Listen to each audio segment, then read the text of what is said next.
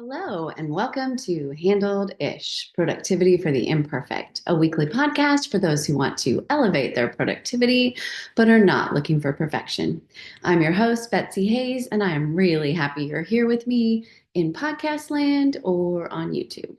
This is episode 56, Planning as Procrastination. So, some of you will know what I mean right off the bat because perhaps you engage in this not so productive behavior as well. But if not, bear with me. It'll make sense in a moment. And this is not a new thing that I've been thinking about, but it did become top of mind recently.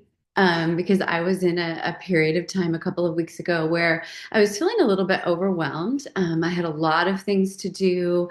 I had to figure out where they were all going to fit in my schedule to get done. And I was trying to kind of wrap my brain around a couple of things regarding what the initial next step should be. And typically when I get to this point, which of course happens to all of us, I try to just spend a big chunk of time, or maybe not a big, medium chunk of time, just sort of what I call wrapping my arms around it, right? Trying to figure out how exactly all of this is going to get done. And this is a very typical thing that happens about a few weeks into the semester because the pace is pretty rapid and it's like, okay, here's the bucket of things.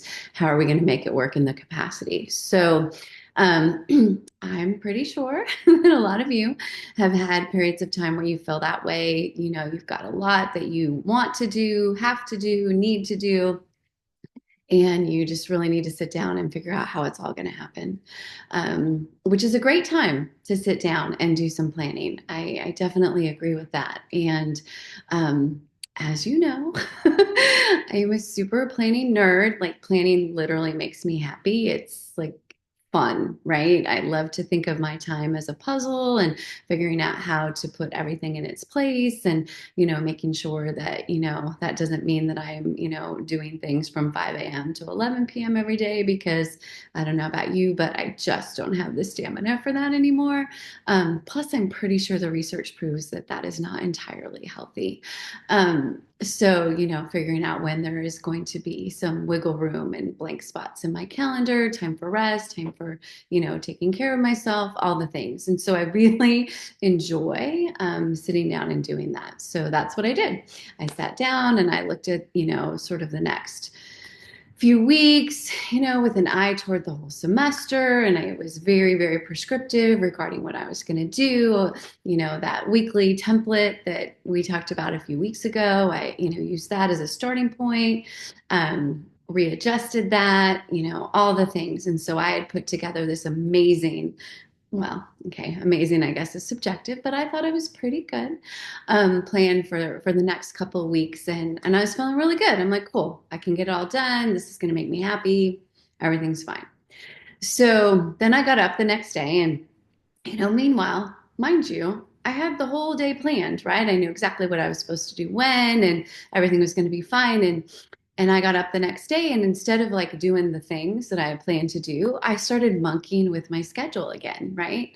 I was like, oh, well, maybe I want to put this here and this here. And I had to chuckle really quickly at myself because the little lie I was telling myself was, oh, I'm being productive because I'm working on my schedule.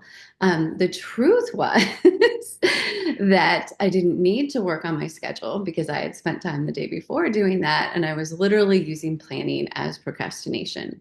And it's not exactly the best way to spend your time. I believe that like in fact, we can have a whole episode on procrastination. There's so much that goes into that. And I think we've even talked about it several months ago. But procrastination tends to not be the best use of our time. Typically, when we feel we are procrastinating, it doesn't feel good, right? We feel like we are not using our time wisely. A lot of times we'll use the phrase wasting time, which again, Everybody has their thoughts about whether any time is truly wasted. I'm a firm believer that if you are intentionally spending time the way you want, if that looks like wasting time in quotes to someone else, it's literally their problem, not yours. But when we're procrastinating, the universal feeling is, yeah, this is not good. This is not a useful thing for me.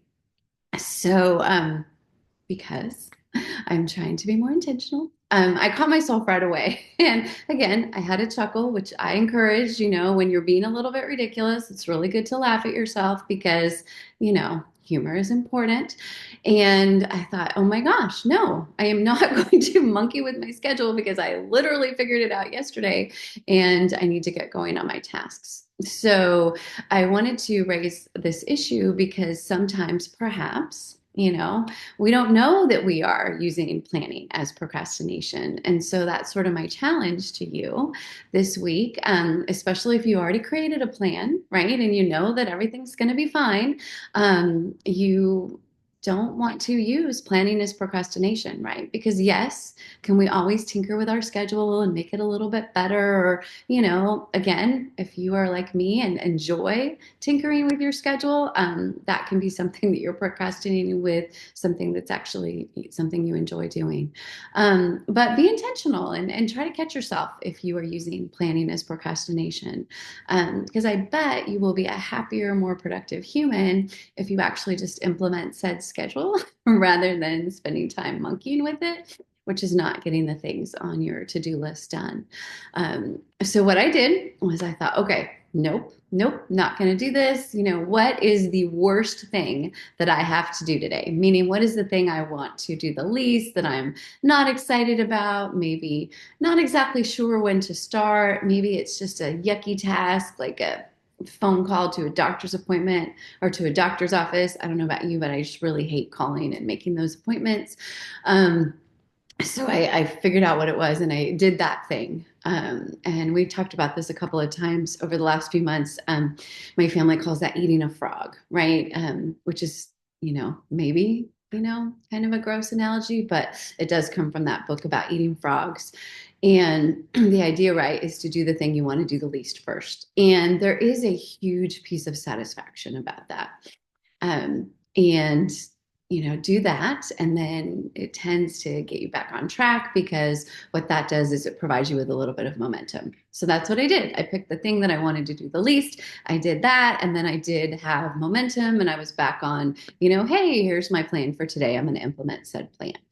And yeah, so I wanted to share the idea of planning as procrastination.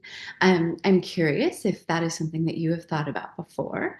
I'm also curious if that is something you do and if you're conscious of doing it, and also what you do in order to snap yourself out of it. I shared with you what I do. I eat a frog, but perhaps there's another strategy that you use that would be very useful. So I'm insanely curious as to what y'all think. So let me know. At Betsy Hayes on all social media, my website, Betsy A. Hayes, Hayes is HAYS.com. And there's a place where you can put a comment in. There's also on my website, if you want the free meal planning guide that I put together. I know some of you have requested that, but that is always available for free on the website. Yeah.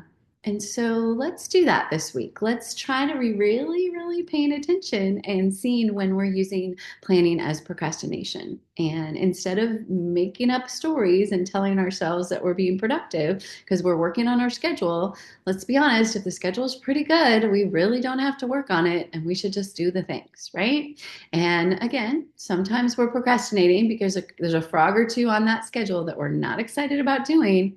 Just do one of them, get yourself momentum, and then move through the day, which you have spent time organizing and making everything work. So until then, have a fabulous week. I hope that your February is going well, and I look forward to hanging out with you next time on Handled Ish: Productivity for the Imperfect.